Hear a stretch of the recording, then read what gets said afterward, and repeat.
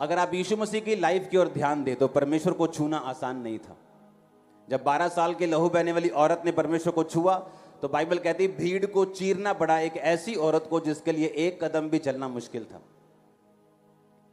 और जब जक्कई को परमेश्वर को देखना था तो बाइबल कहती है जक्कई गूलर के पेड़ पे चढ़ गया, जो चुंगी लेने वालों का सरदार था, एक बड़ी पोजीशन के ऊपर था, लेकिन यीशु मसीह को देखना मुश्किल था, इसलिए उसे अपनी इज्जत की परवाह किए बिना, आज का मंत्री लगा लो, पंजाब सरकार का कोई मंत्री, इस लेवल का वो इंसान था, लेकिन यीशु मसीह को देखने के लिए उसे पेड़ पे चढ़ना पड़ा, क्योंकि यीशु मसीह को मिलना, देखना, उससे कुछ लेना इतना आसान नहीं जितना लोग समझते हैं।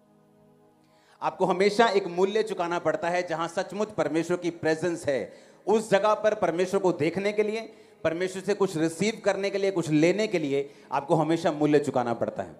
वो चाहे गर्मी में कई बार बैठना हो, चाहे घर में आने से पहले आपकी फाइट हो आपकी फैमिली से, चाहे सब महीना सारा सही चल रहा हो, संडे के दिन वो पैसों की तंगी हो, चाहे वो कलेश हो, चाहे वो दिमाग का डिप्रेशन हो, चाहे वो कुछ भी हो, शैतान हमेशा आपको रोकता है ताकि आप परमेश्वर की प्रेजेंस में कभी ना पहुंचे और परमेश्वर से उन चीजों को कभी ना ले पाएं जो परमेश्वर ने भी आपके लिए सोची और आप भी ये चाहते कि आपको मिले। हालेलुया।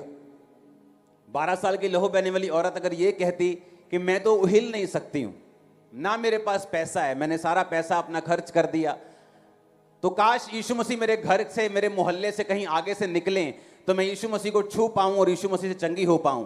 लेकिन बाइबल कहती है उसने एक भी बहाना ना बनाकर यीशु मसीह को अपने घर से निकलकर अपने जान की परवाह नहीं की, क्योंकि वो अशुद्ध औरत थी, उसे लहू बहने का रोग था। और पुराने नियम के मुताबिक जिस औरत को लहू बहने का रोग होता था वो आम इंसानों में आकर आम बंदों को टच नहीं कर सकती थी। अगर वो छूती थी तो उसे मार दिया जाता था, ये व्यवस्था कहती थी। उसने अपनी जान की परवाह नहीं की, अपनी किसी चीज की परवाह नहीं की ताकि वो अपनी चंगाई को पा सके, क्योंकि यीशु मसीह को छूना आसान बिल्कुल नहीं। मैंने ऐसे लोग देखे हैं क्रिश्चियन कि 5 लोग हैं क्रिश्चियन, 5 को सेम प्रॉब्लम है, लेकिन एक मैंने उसमें से ऐसा देखा है जिसने अपनी प्रॉब्लम के सामने घुटने नहीं टेके, उसने परमेश्वर के सामने घुटने टेके और प्रेयर की कि परमेश्वर मैं जानता हूं, मैं ये जानती हूं कि ये दूसरों की लाइफ के लिए एक मुश्किल है, ये एक ऐसा ट्रबल है जो बिना ऑपरेशन के खत्म नहीं हो सकता, ये एक ऐसी बीमारी है जो दवाई से खत्म नहीं हो सकती, लेकिन मैं चाहती हूं कि तू मेरी लाइफ में ये काम करे। और परमेश्वर ने काम किया। वो काम एक की लाइफ में किया जिसने दुहाई दी, जो रो रो के चिल्लाई प्रभु के सामने, जिसने अपने पास्ट को, जो अच्छा पास्ट था, पिछला बीता हुआ कल, उसने चर्च मिस नहीं की, प्रेयर मिस नहीं की, रोजे मिस नहीं किए, रिकॉर्ड अच्छा रखा और परमेश्वर ने, मैंने देखा, उसे छुआ और आजाद किया। और वो 4 भी क्रिश्चियन हैं, वो भी चाहते हैं परमेश्वर मुझे चंगा करे, लेकिन अभी भी उस फाइट, उस बीमारी से वो लड़ रहे हैं, क्योंकि आपके चाहने ना चाहने से कुछ नहीं होता। आप अपने चाहने के मुताबिक क्या स्टेप्स लेते हो, क्या कदम उठाते हो, क्या विश्वास के कदम आप लेते हो, यह निर्धारित करता है कि आप हील होंगे, चंगे होंगे या नहीं होंगे। हालेलुया। अपने पड़ोसी को बोलो ध्यान से सुन। इसलिए जहां प्रभु यीशु मसीह का वास है वहां पर आपको एक्चुअल में जाने के लिए फाइट्स का सामना करना पड़ता है। जहां सचमुच परमेश्वर की प्रेजेंस है वहां पर आने के लिए आपका दिल जानता है शैतान किस तरह से आपसे लड़ने की कोशिश करता है, किस तरह आपको रोकने की कोशिश करता है, किस तरह से शनिवार शुक्रवार से उसके प्लान बनने शुरू होते हैं कि आप उस जगह ना पहुंच पाए जिस जगह सचमुच परमेश्वर ने आपको बरकत देनी है। लेकिन कुछ को मालूम है कि हमें एक प्राइस पे करना पड़ता है, खुदावंद की प्रेजेंस में जाने का मूल्य अदा करना पड़ता है, और वही मूल्य बताता है आपकी लाइफ में आगे क्या होगा।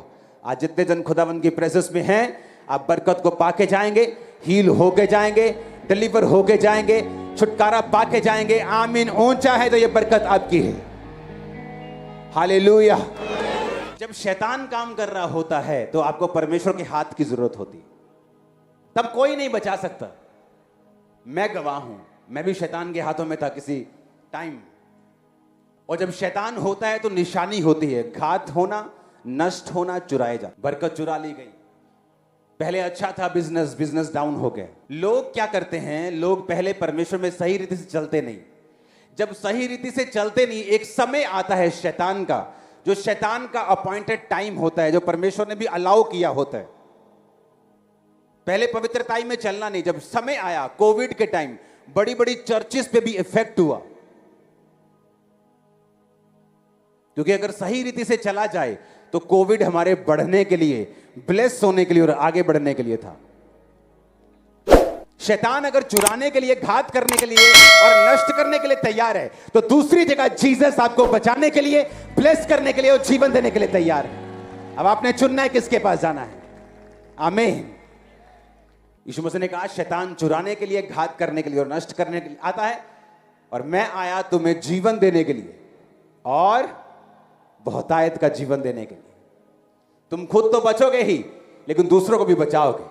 खुद तो आशीष पाओगे ही, दूसरों को भी आशीषित करोगे। खुद तो खाओगे भी, दूसरों को भी खिलाओगे। आमीन। ऊंचा तो बरकत आपकी हो।